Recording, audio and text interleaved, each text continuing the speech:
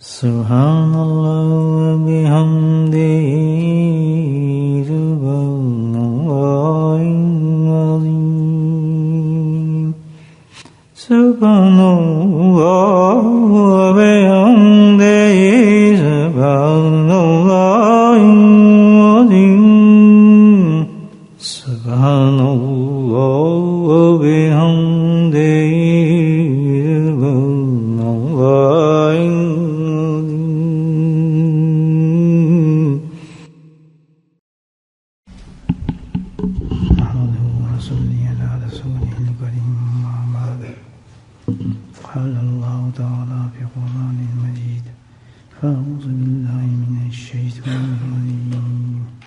بسم اللہ الرحمن الرحیم ان اللہ وملائکته یصلون علی النبی یا ایھا الذین آمنوا صلوا علیہ وسلموا تسلیما اللهم صل علی سیدنا مولانا محمد معدن الجود والکرم اللهم صل علی سیدنا مولانا محمد وآلہ ومرہ اللهم صل علی سیدنا ومولانا محمد وآلہ وصحبہ وسلم اما بعد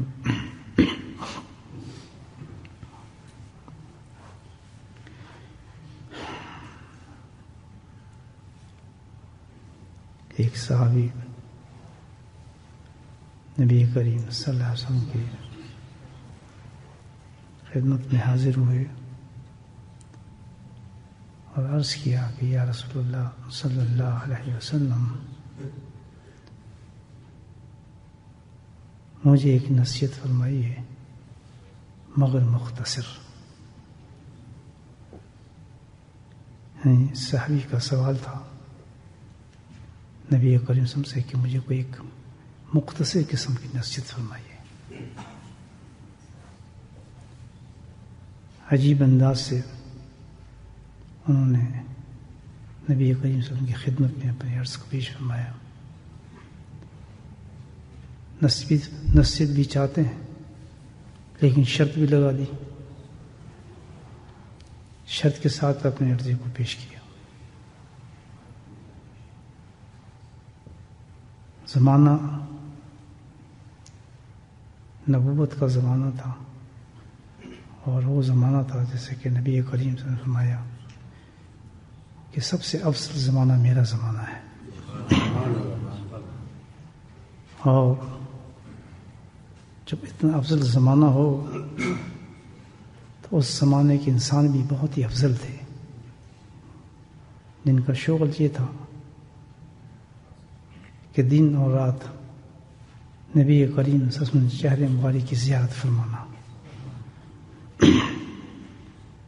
اس زمانے کے انسانوں میں جو بھی آپ کی خدمت میں حاضر ہو جاتا ایمان کے ساتھ آپ کے چہرے مبارک کو دیکھ لیتا تو وہ کائنات کا سب سے بڑا انسان بن جاتا تھا. پتھروں کو بھی شعور آ گیا تھا. وہ ایسا زمانہ تھا. تو یہ سوال جو کیا وہیں سے ایک تربیت یافتہ شخص نے جو صحابی بن چکا تھا آپ کی خدمت میں یہ عرض کی. اس زمانے کے اعتبار سے اور صحبت کے اعتبار سے یہ وہ لوگ تھے کہ دیکھنے میں بڑے فقیر لگتے تھے. ظاہر میں کوئی علم نہیں نظر آتا تھا لیکن اللہ سبحانہ تعالیٰ ان کی زبانوں سے حکمتوں کو ظاہر فرماتے تھے. کیونکہ یہ وہ لوگ تھے جو اللہ تعالیٰ نے جن کو منتخب کیا تھا اس زمانے کے لیے اپنے حبیب کے لیے. اور قیامت تک جو زمانہ نہ تھا اس سب کے زمانے تک کے جتنے بھی انسان آنے تھے ان کے انہوں نے رہبر بننا تھا. ان کی باتوں سے لوگوں نے اصلاح کرنی تھی. آپ انسانوں کی زبان سے جو بھی بات نکلتی تھی وہ عجیبی بات ہوتی تھی. جیسے کہ غرض کیا انہوں نے کہ یہ بات جو انہوں نے فرمائی کہ ایک نصیحت فرمائے اور بہت ہی مختصر ہو. بات تو بہت چھوٹی ہے، آدمی بائی پاس کر جاتا ہے، لیکن محققین بھی ایسے پیدا فرمائے اللہ تعالیٰ نے، ایسے انسان پیدا فرمائے، ایسے امام پیدا فرمائے، ایسے عقل مند انسان پیدا فرمائے کہ جنہوں نے اس چھوٹے چھوٹے فکروں کو سمندروں میں تبدیل کر دیا. ابو حنیفہ جیسے الحمدللہ کیسے انسان تھے، 6 لاکھ احادیث پر اثبات کیے ہیں انہوں نے، 6 لاکھ احادیث پر. تو چھوٹی چیز لگتی ہے ہمارے سامنے کہ نصیحت تھی، لیکن رک جائیں اور سوچیں کہ جس زبان ایسے زبان سے لفظ اور عرضی نکلی ہے اور اس خدمت میں ضرور بہت سی حکمت پر مبنی ہوگی. یہ بات چھوٹی بات نہیں ہوگی. پہلی بات تو یہ کہ یہ جو انہوں نے فرمایا ایک صحابی نے، تو در حقیقت یہ اپنے لیے تو تھا ہی نہیں، اپنے لیے تو تھا لیکن اپنے تئیں نہیں تھا، بلکہ یہ پوری امت کی طرف سے وہ یہ پیغام اور یہ عرضی پیش کر رہے تھے نبی کریم صلی اللہ علیہ وسلم. آپ سرکار دو کا جو جواب تھا وہ صرف اس صحابی کے لیے نہیں تھا، بلکہ قیامت تک کے ہر امتی کے لیے اس کا جواب بنتا تھا. تو اس لیے ہمیں غور سے سننی چاہیے بات. ہم تک کی بات ظاہر ہے اسی انداز سے آئی ہے. پہلی بات جو ہے اس میں ان کا یہ عرض کرنا کہ مختصر تو یا نہ سننے کے لیے باتیں بہت خوبصورت باتیں سنیں. کہتے ہیں کہ مختصر بات فرمایا. اس پر بزرگان نے بڑے اچھے نقاط پیش فرمائے کہ مختصر کہہ دینا، ان کا شرط لگا دینا. پہلی چیز تو یہ کوئی بے ادبی میں نہیں تھا، بلکہ حکمت پر مبنی ایک سوال تھا جو اللہ تعالیٰ نے ان کو ذہن میں چیز ڈالی. مختصر جو آپ نے فرمایا عرض کیا تو کہتے ہیں وہ اس وجہ سے کہ یہ دلالت کرتی تھی یہ بات، یہ خود ان کا عرض کرنا مختصر کہنے سے ان کی یہ بات دلالت کرتی تھی، یہ پروف بن جاتا تھا کہ در حقیقت ان میں یہ شوق اور محبت ہے کہ وہ اس نصیحت پر عمل کرنا چاہتے ہیں. ان کی یہ نصیحت جو مانگنا تھی یہ کہہ کر کہ اتنا دیں کہ میں جس پہ عمل کر سکوں. تو پہلی چیز تو یہ ہوئی کہ ان کی نیت یہ تھی کہ میں عمل کروں. جہاں سے یہ نقطہ نکل رہا ہے سنیں کہ جب بھی اللہ سبحانہ تعالیٰ کسی کو توفیق عطا فرمائے، حدیث سے نکلتا ہے پیغام، اور کسی درس میں، کسی تعلیم میں، کسی تفسیر میں، کسی مجموعے میں، کسی تقریر میں، کسی بیان میں انسان توفیق دے دے انسان کو کسی بیٹھنے کی، تو اس آدمی کو سب سے پہلے جو کرنا چاہیے کیا کہ اس کی نیت یہ ہونی چاہیے کہ میں اس جو نصیحت مجھے سننے کے لیے اللہ تعالیٰ نے بھیجا ہے میں اس پہ عمل کروں گا.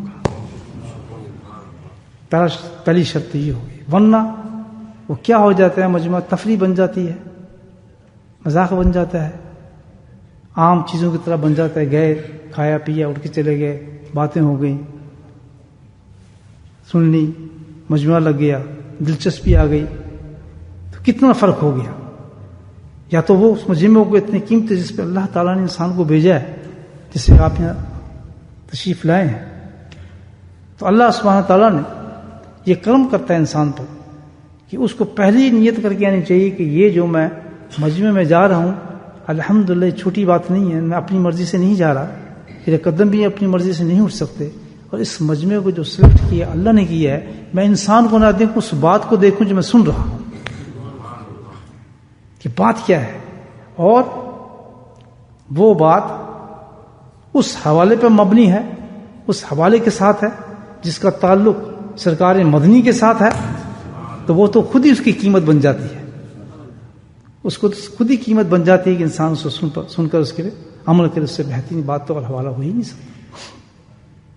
تو پہلی چیز تو یہ سمجھ آ گئی الحمدللہ جو ہمارے کام کی بات آئی کہ بیس پہ جب بھی اللہ تعالیٰ ایسی توفیق دے کہ جب کسی مجمع میں جس میں جائیں تو اس کو کیا چاہیے؟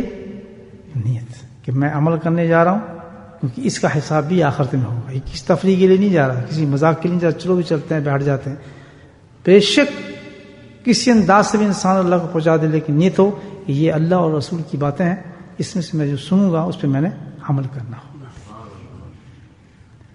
دوسری چیز مختصر، اشارہ دیا گیا کہ ضروری نہیں کہ لمبی لمبی چیزیں، لمبی لمبی باتوں سے، لمبے لمبے حوالہ جات سے کسی انسان کو کوئی آپ نصیحت کریں، نہیں، بلکہ بہتر یہ ہے کہ نصیحت جو وہ ہو کہ جو اس کے ذہن تک اتر جائے اور جس کو پکڑ لے.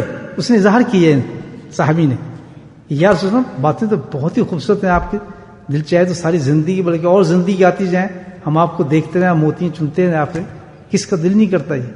لیکن اس وقت اس کا اپنا معاملہ تھا اور اس کی نظر میں وہ ایک انسان نہیں تھا بلکہ قیامت تک آنے والے انسان تھے. اور ظاہر ہے کہ وہ ایسے ایسے زمانے میں آنے جس میں انسان بہت مصروف ہوگا، بڑا مشکل ہوگا ان کے عمل کرنا، ہر آدمی شارٹ کٹ مارے گا. تو اس وقت کے لیے کام بن رہا ہے کہ کوئی ایسی چیز بتائیں کہ ہر آدمی اس پہ عمل کر جائے. کوئی بہانہ نہ ہو کہ جناب بڑا مشکل ہے، میں اس زمانے میں کیسے دین پہ عمل کر سکتا ہوں، یہ میں کیسے کروں گا، فلاں کروں گا، اب یار یہ کریں تو پھر بات بنے گی، یہ بنے گی. تو اس زمانے کی بات کہ نہیں، کوئی زمانہ بھی خالی نہ ہو، ہر زمانے کو اس کے مطابق پورا دین پہنچ جائے جس میں انسان کو کوئی تشنگی نہیں رہ جائے، کوئی اس میں رکاوٹ نہ ہو اور کوئی ایسا بہانہ نہ ہو کہ میں یہ عمل نہیں کر سکتا. بالکل صاف کر دیا کہ روزے قیامت میں کھڑا ہو، نو ایکسکیوز، بہانہ کسی قسم کا نہیں چل سکتا کہ اللہ تعالیٰ اس وجہ سے نہیں کیا. اتنا کوئی احسان حسن طریقے سے بات بتائی جائے. اور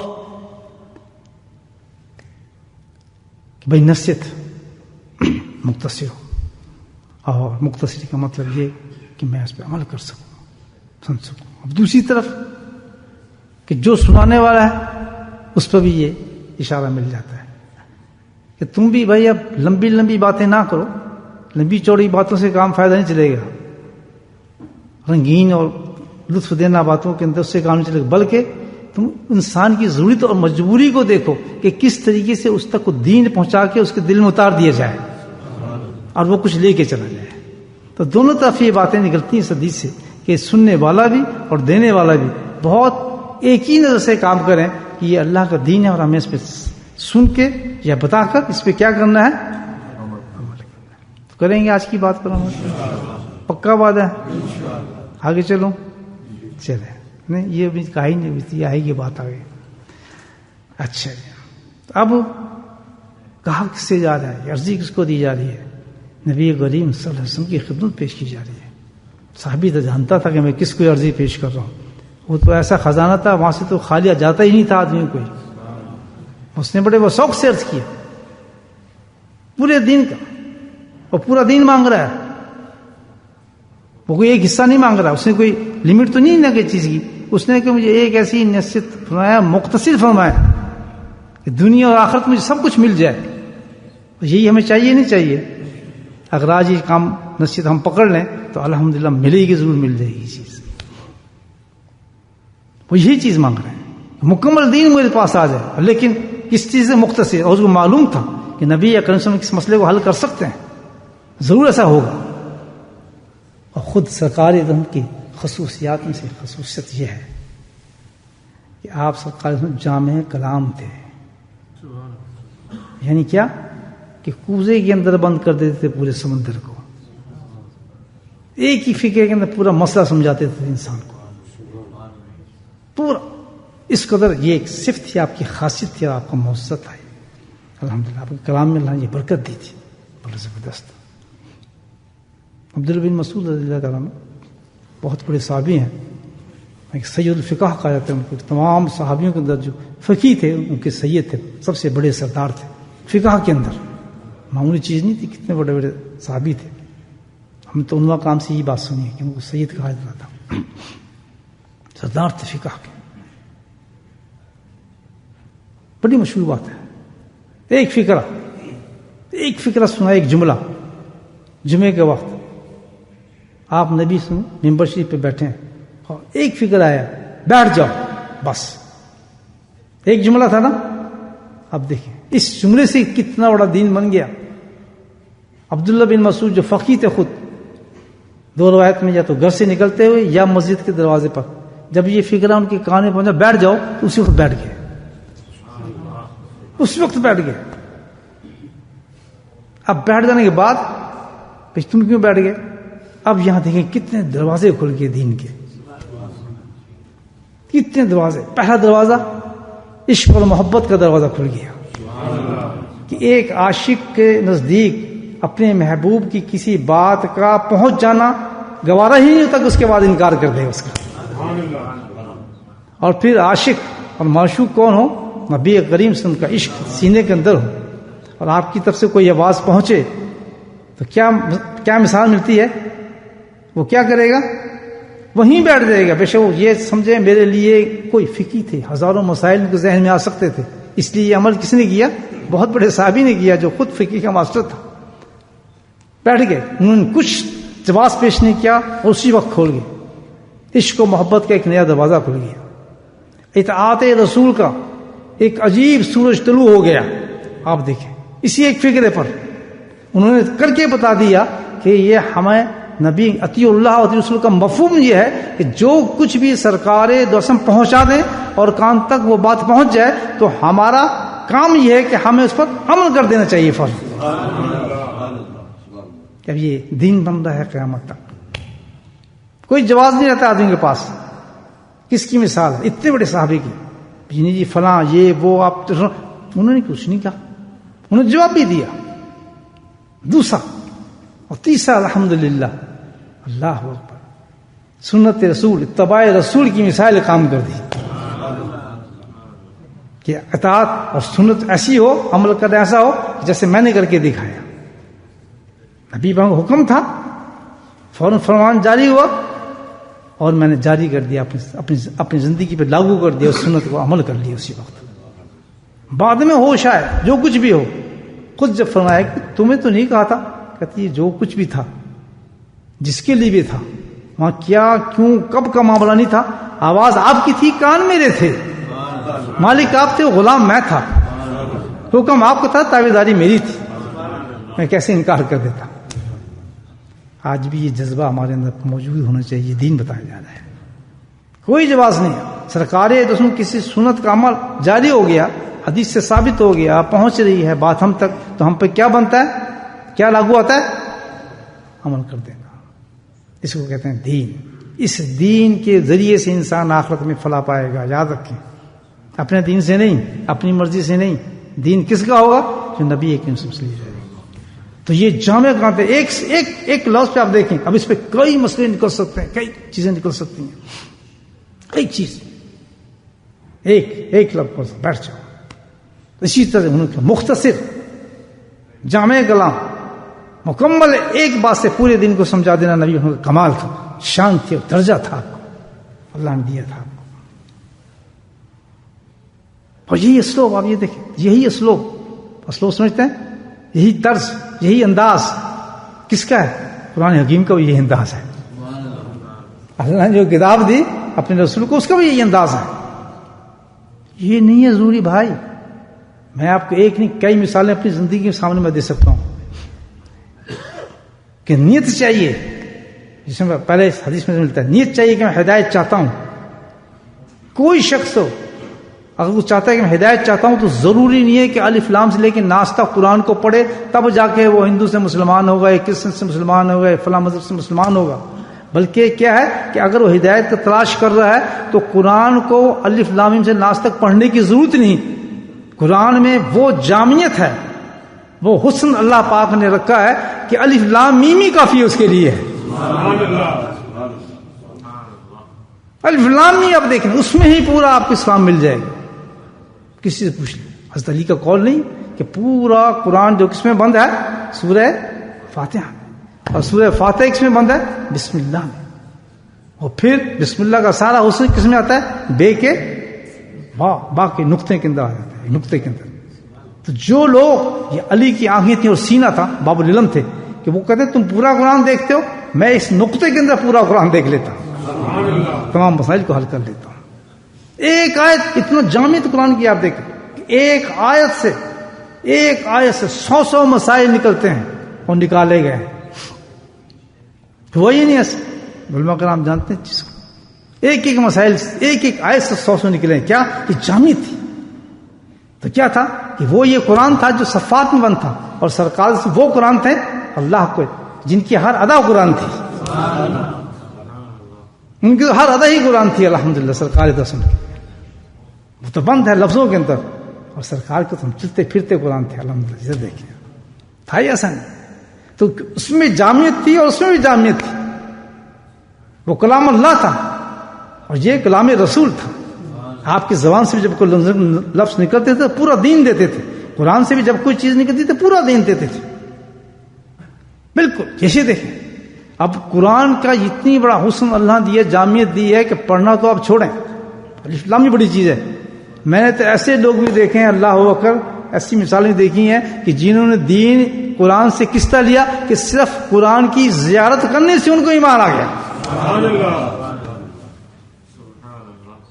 بس نیت تھی کہ میں ہدایت چاہتا ہوں، تو انہوں نے قرآن پکڑا الٹا سیدھا. قرآن پکڑنے سے جیسے قرآن کو دیکھا اور قرآن دیکھنا شروع کیا تو اللہ اس میں حسن و جمال تھا، اس نے دین پہنچا دیا اس تک، اس کے سینے تک، اور اس نے کلمہ پڑھ لیا. اور یہی شان نبی کریم صلی اللہ علیہ وسلم کی تھی. اتنی جامعیت تھی. جو آپ کے چہرے انور کو دیکھتا تھا مسلمان ہو جاتا تھا. عبداللہ بن سلام یہودی کے سردار تھے سب سے بڑے. ان کے آپ دیکھیں وہ اسلام کیسے لائے. مدینے میں سب سے پہلے اسلام لائے تھے. حالانکہ خود عالم تھے بہت بڑے. وہ خود بتاتے ہیں کہ علوم تھے میرے پاس، سب کچھ تھا، اور میں جب حاضر ہوا بہت سوالات تھے میرے سینے کے اندر، بہت سی باتیں تھیں، بڑے باتیں کرنی تھی. جا کے میں نے بہت کچھ اس پہ وہ ہونا تھا، مناظرہ ہونا تھا، جو کچھ ہونا تھا کہ آپ یہ بتائیں کہ خود عالم تھے بہت بڑے. دیکھنے کے لیے کہتے میں تو دیکھنے لیے گیا تھا اور بحث کرنے کے لیے گیا تھا، لیکن سبحان اللہ جاتی جیسی میری نظر اس چہرے انور پڑی تو میں اسی وقت مسلمان ہو چکا تھا. تو پھر میں نے احترام طور پر 2-3 سوال کرنے کے بعد مسلمان تو میں ہو چکا تھا چہرہ دیکھتے ہی کہ کیسے ہو سکتا ہے یہ چہرہ ہو اور میں اس کے انکار کر دوں. یہ ناممکن چیز ہے. تجلیات اور سبحان اللہ یہ رکی نہیں چیز. جنہوں نے سرکار کے دامن کو پکڑا اور پکڑتے رہیں گے قیامت تک. اللہ تعالیٰ ایسے انسانوں کو جن کو اولیاء اللہ کہا جاتا ہے، جو غلام ہے نبی وسلم کے سچے غلام، ان کے چہروں پہ بھی وہی نور آتا ہے. آج بھی ایسا ہوتا ہے کہ اولیاء اللہ جو اولیاء اللہ ہیں حقیقت میں، ان کو چہرے کو دیکھ انسان اسلام پہ چل پڑنا شروع ہو جاتا ہے. چہرے کی گواہی دے دیتے ہیں. ان کے کاشمیری بہت بڑے بزرگ گزرے ہیں آپ، الحمدللہ عالم بھی تھے. کئی ہندو مسلمان ہونا شروع ہو گئے. تو ہندوؤں نے کہا کہ ہوتا کیا ہے بھائی، تم کیوں مسلمان ہو؟ وہاں جا کر کہتا بھائی کیوں نہ ہو مسلمان، کہ کیا پڑھاتا ہے کیا سنتے ہو. کہتا کوئی آواز نہیں دیتا، کچھ سنتا. ہم وہاں جاتے اس کا چہرہ دیکھتے ہی ہم فوراً مسلمان ہو جاتے ہیں.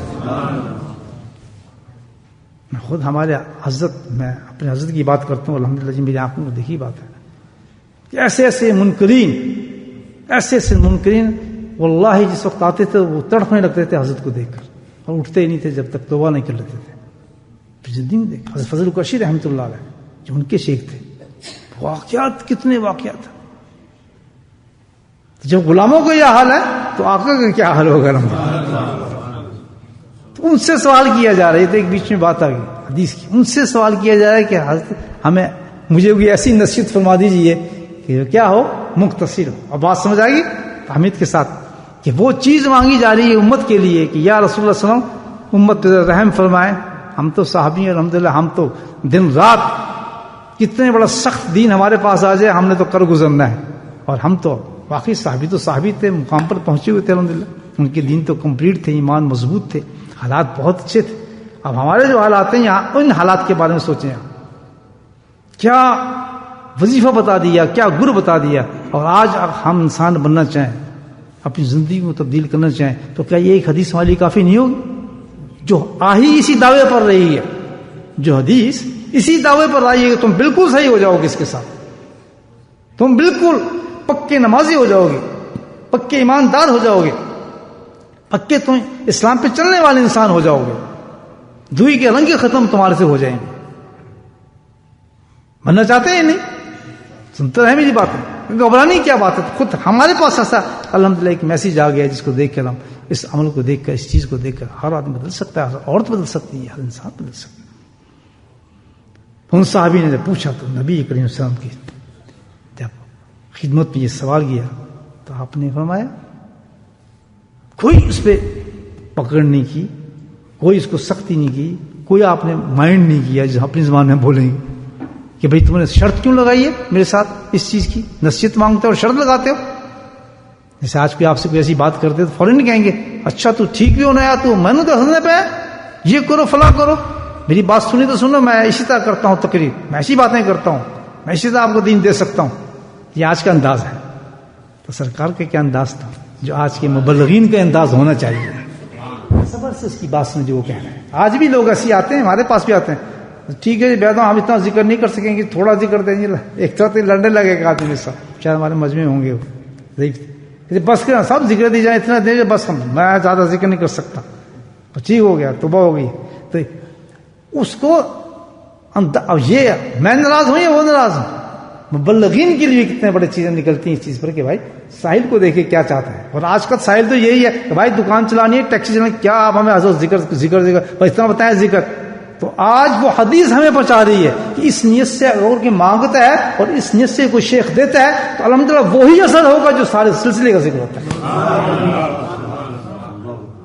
مانگو تو صحیح، ڈرتے کیوں، لو تو صحیح، جو تمہاری حیثیت ہے اسی حیثیت کے مطابق انسان کو دیا جائے گا، ڈرنے کی کیا بات ہے۔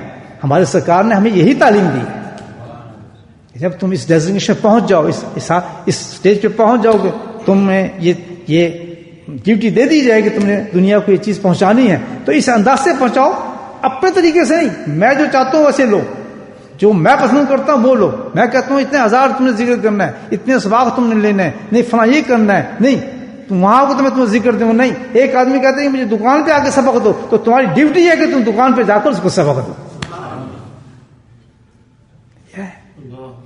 دین پہنچانا ہے، اللہ کی دین کو زندہ کرنا ہے کسی انسان نے، نخرے نہیں کرنے، ٹھکرے نہیں چلنے، میں شیخ ہوں، میں فلاں ہوں، نہ ہم جوکس ہم کر سکتے ہیں، ہم بس فلاں ہیں، یہ ہے۔ ان چیزوں میں کیا رکھا ہے؟ یہ تو جوتے کھانے والی بات ہے، جو گیا ہے وہ بھی ختم ہو جائے گا۔ عاجزی اور تواضع، جتنا بلند انسان ہوتا ہے، بلند کون ہوتا ہے کہ جس قدر علوم اترتے ہیں انسان پر وہ انسان بلند ہوتا ہے۔ پیسوں سے بلند نہیں ہوتا، کس چیز سے بلند ہوتا ہے؟ علوم سے بلند ہوتا ہے۔ جتنے علوم اس کے سینے میں اللہ ڈال رہا ہے، قرآن ڈال رہا ہے، وہ اتنا بلند ہو رہا ہے۔ تو جب جو بلند ہوتا ہے، دیکھیں جو درخت ہوتا ہے جس میں پھل لگا ہوتا ہے، آم لگے ہوتے ہیں، وہ جھکا ہوتا ہے۔ کیوں جھکا ہوتا ہے؟ کہ آؤ بھائی میں نیچے ہو جاتا ہوں، مجھے اللہ نے پھل دیے، جاتے جاتے بچہ بھی کھا سکتا ہے میرے سے، تو بچہ بھی توڑ لیتا ہے۔ اور جو اکڑ فو ہوتا ہے اس کو ایک ہی لگا ہوتا ہے، اوپر لگی ہوتی ہے بس ایک بوٹی، ایک پھل لگا ہوا سے اوپر لگا ہوا، نہ کوئی بڑا کھا سکے نہ کوئی چھوٹا سا کھا سکے۔ اس کو کہتے ہیں متکبر، اس کو کوئی فائدہ نہ دے رہا ہے نہ اس کو کچھ فائدہ ہو رہا ہے۔ لیکن درخت چھپ جاتے ہیں، کیوں جھکتے ہیں کہ بچہ بھی کوئی جا رہا ہے، وہ کہا جہاں آم کھانے وہ ہاتھ ہمارے اور آم کھا کے کہا واہ کیا مزہ آ گیا، درخت کیا چیز ہے۔ ایسے اللہ والے ہونے چاہیے کہ الحمدللہ جو کچھ جس طرح کچھ دے اس کو اسی طرح اس کو پہنچاؤ، اس طرح اپنے پہ سختی برداشت کرو، دوسروں پہ نہیں، دوسروں پہ نہیں۔ دوسروں کو کیا ہے؟ ہم نے ان کو دین ایسی طریقے سے پہنچانا ہے کہ وہ دوزخ کی آگ سے پہنچ جائیں۔ تب تو ہے کہ آپ نے دین کو پہنچا دیا۔ اللہ نے آپ کو قرآن دیا تو ایک ہی بس طریقے پہ قرآن دیں گے، اس سے زیادہ نہیں۔ کسی بچے کو قرآن پڑھانا ہے تو اسی نقل سے قرآن پڑھانا نہیں، جس کو جو علوم دیے ہیں وہ اتنا جھک کے پیش کرے لوگوں کے سامنے، اتنا جھک کے پیش کرے کہ اللہ تعالیٰ اس کو بلند کر دے، اللہ بلند کر دے اس کو۔ تو بھائی اس حدیث کے اندر جب اس نے سوال کیا صحابی نے تو انہوں نے کہا ناز نہیں مچا، تو انہوں نے کہا تو نے مختصر مانگی تو مختصر جواب دوں گا، فکر نہ کر مختصر دوں گا، اور ایسا دوں گا کہ پورا دین انشاءاللہ اس میں آئے گا، جامع ترین دین ہوگا، مکمل آئے گا۔ اب جواب آتا ہے سرکار کا، سن لیں آپ، عمل کے لیے تیار ہیں؟ ٹھیک ہے نا؟ کمی تو ہر انسان میں ہوتی ہے، ہم ہر آدمی شوق ہے ہم اس دنیا سے جا رہے ہیں تو اللہ تعالیٰ کامیاب ہم جا رہے ہیں، کب چلے جائیں، آج چلے جائیں، کل چلے جائیں، پرسوں چلے جائیں۔ افسوس سب سے زیادہ انسان کو، جس وقت کوئی انسان جاتا ہے نا تو یہی نہیں ہوتا اس کو اتنے بچے چھوڑ گئے، اس کا مکان چلا گیا، بیچارہ جوان تھا، بڈھا، سب سے زیادہ جو ذہن میں سوال آتا ہے اللہ اب اس کا بنے گا کیا؟ اللہ تو یہ کامیاب گیا ہے، یہ ناکام جا رہا ہے۔ سب سے بڑی بات یہ ہوتی ہے انسان کوئی وچار ہوتا ہے انسان کے سامنے صرف ایک بات ہوتی ہے، سب کچھ نکل جاتے ہیں، اتنا بڑا آدمی تھا، اتنی تھا، یہ غریب تھا، بڑا، ذہن میں ایک سوال آتا ہے اس کے نماز جنازے پر کہ یا اللہ یہ کامیاب انسان ہے یا ناکام انسان ہے، یا اللہ اس کا قبر میں ہوگا ایسا، یہ بخشا گیا ہے یا اس پر سزائیں ہوں گی. یہ سوچ انسان کے ذہن میں آنی چاہیے. کسی انسان کی بھی جس جنازے پہ کھڑا ہو تو یہی سوچ آنی چاہیے کہ اللہ یہ انسان کیا ہے، کس نے توبہ کر لی تھی، یہ بچ گیا تھا، تو نے اس کو چانس دیا تھا بچنے کا، اس نے اس چانس کو اویل کر لیا تھا. جیسے آج جتنا بھی یہ مجموعہ بیٹھا ہے اور جتنے لوگ سن رہے ہیں، آج شب جمعہ ہے، اور شب جمعہ کی چھوٹی معمولی بات نہیں ہوتی، اور اللہ جانتا ہے گواہ اس چیز کا کہ میں کوئی پروفیشنل آدمی نہیں ہوں، میں پروفیشنل آدمی نہیں ہوں کہ میں مجمع لگاتا پھرتا ہوں، آپ کے پاس آتا جاتا ہوں، بیٹھتا ہوں. یہ اللہ کی دی ہوئی ایک محفل ہے جس سے میں بھی مستفید ہوتا ہوں اور دنیا کو بھی مستفید کرتا ہوں. اس سے یاد رکھیں. اور سلیکٹڈ لوگ اللہ دھکے دیکھنے کو بھیجتا ہے. تو یہ جتنا مجموعہ ہے بڑا، اسے اب دو سوال ہیں اس پر، یا تو آج بخشش کرا کے جائیں گے، اپنی زندگی کو بدل کے جائیں گے، یا پھر ان کو وہی زندگی پسند ہے جو انسان کو دوزخ میں لے جائے. اس کو کہتے ہیں اللہ ہر انسان کو چانس دیتا ہے، اور اس کی پیٹھ پہ لکھا گیا ہے کہ کتنے تیرے سانس ہیں اور کس وقت تُو نے مرنا ہے. یہ کوئی گارنٹی نہیں کہ انسان بیماری سے مرتا ہے. ہم بیماری سے بچنے کے لیے کیا کچھ نہیں کرتے، ہر چیز استعمال کرتے ہیں، سیر کرتے ہیں، تفریح کرتے ہیں، کھانا چھوڑ دیں گے، انڈا چھوڑ دیں گے، بریڈ چھوڑ دیں گے، شہد چھوڑ دیں گے، نمک چھوڑ دیں گے، ایسی کی تیسی خوب کھاؤ. بھائی اگر تم اس طرح موت کا، اگر تم نے اپنی صحت کو اچھا کر لیا، صحت کو بچا لیا، میں یہ نہیں کہہ رہا بد پرہیزی کریں، لیکن بتا رہا ہوں اگر آپ نے اپنی صحت کو بچا لیا تو کیا صحت خرابی کی وجہ سے موت ہے؟ ایکسیڈنٹ سے موت نہیں ہوتی، اچانک موت نہیں ہوتی. جب موت آنی ہے تو ہر حالت سے آنی ہے انسان کی. یہ تو رکھ لے یقین آدمی پکا کہ ضروری نہیں کہ آج اگر میں ہارٹ کا بچاتا رہوں گا، مشینیں لگا کے بیٹھا رہوں گا کہ نہیں یہ چیز نہ کھاؤ، نہ اس نہ کھاؤ، اور توڑ کے چیزیں کھاؤں گا، فیٹ نہ فلاں نہ کھاؤ، اللہ کی ساری نعمتوں کو رد کرتا رہوں گا، تو پتہ چلے گا باہر گیا ٹکر لگی وہیں ختم ہو گیا. بھائی صاحب ایکسرسائز بھی کرتے تھے، ٹریننگ بھی کرتے تھے، باڈی بھی بنائی ہوئی تھی، لیکن پتہ چلا دھکا کہیں لگا، بیچارہ کہیں سے کہیں چلا گیا. ہے یا نہیں دنیا ایسی؟ میرے بھائی ایسی چیزوں کو جو اویل کر گیا جو شخص وہ کما گیا. کیوں؟ اس وقت ہم کسی خرافات میں جا سکتے تھے، کسی زنا میں مبتلا ہو سکتے تھے، کسی اور گندی چیز میں مبتلا ہو سکتے. انسان ہو رہے ہوں گے دنیا میں اس وقت. اللہ نے کتنا کرم اور فضل ہم پہ فرما دیا. ہم میں کیا خاصیت تھی ایسی، کیا ایسی چیز تھی کہ اتنا بڑا ایک نسخہ ہماری خدمت میں اللہ تعالیٰ اپنے حبیب کے ذریعے سے پیش فرما رہے ہیں، اس لیے کہ جو بگڑے ہوئے انسان ہیں وہ اس چیز کو اختیار کر کے صحیح ہو جائیں، انسان صحیح ہو جائے. اب سنیں جواب آ رہی ہے. کیا جواب دیا؟ سنیں غور سے. اللہ کے نبی نے فرمایا کہ ہاں سوال تیرا بہت اچھا تھا، جواب بھی اتنے مختصر دوں گا انشاءاللہ، اور پورا دین اس کے اندر ہوگا، پورا دین آ جائے گا، پورا دین اس پہ جس نے عمل کر لیا. کیا فرمایا؟ کہ میرے صحابی اور تمام امت کی طرف اشارہ کر کے فرمایا، تمام امت کی طرف، اپنی زبان کو اللہ کے ذکر سے تر رکھا کرو. سبحان اللہ. اپنی زبان کو اللہ کے ذکر سے تر رکھو. سبحان اللہ. کیا لفظ استعمال کیے نبی. اس نبی کی شان ہے جو ایسا فکرہ کہہ سکتا ہے، عام انسان نہیں کہہ سکتا. تر رکھا، پورا مسئلہ سمجھا دیا. سنیں بے ختم نہیں سنا. دیکھیں تو ان کی بات تھی جنہوں نے مانگا. کیسے مانگا؟ کہ نصیحت دیں، تھوڑی دیں. تو ادھر کیا ہے؟ جواب بھی ایسے ہی دیا کہ زبان کو تر کے اندر سارا کچھ مسئلے حل کر دیے میرے حبیب نے، سارا کچھ بتا دیا صلی اللہ علیہ وسلم. زبان کو تر رکھیں. تو پتہ چلتا ہے زبان کی دو قسمیں ہیں. حدیث دیکھیں کدھر لے کے جاتی ہے. زبان کی دو قسمیں ہیں. تر کے مقابلے میں کیا آئے گا؟ خشک. یہ تر سمجھتے ہیں؟ تر ویٹ، گیلا. اس کے مقابلے میں کیا لفظ آتا ہے؟ خشک. تو فرمایا یا زبان خشک ہوگی یا تر ہوگی. اگر تر زبان ہوگی کس چیز سے؟ اگر ذکر ہوگا تو تر ہوگی، اگر ذکر نہیں ہوگا تو کیا ہوگی؟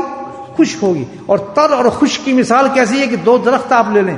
ایک ہے تازہ اور تازہ بالکل فریش درخت ہے، اور ایک ہے خشک درخت ہے.